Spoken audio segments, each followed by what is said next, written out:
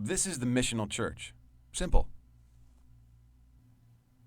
In the past, churches have spent large amounts of resources to construct the most attractive places imaginable for the community in which they were situated. Great music, compelling teaching, and a host of programs designed to gather people together were the staple of such church communities.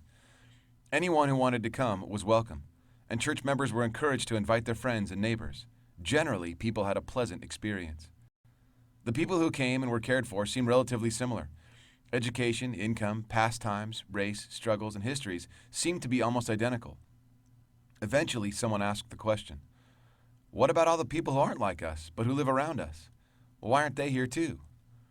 In response, the church increased its marketing budget, direct mailing the community, taking out ads in local papers, buying radio time, releasing a fresh web page, and offering to host the world's greatest event.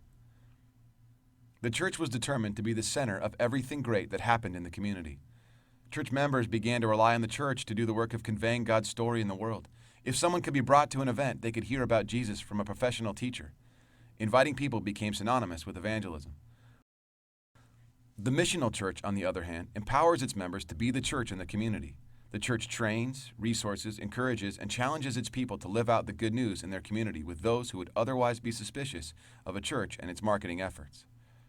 The church sends out its members to live among people unfamiliar with church customs, songs, and what it holds sacred, just like a foreign missionary.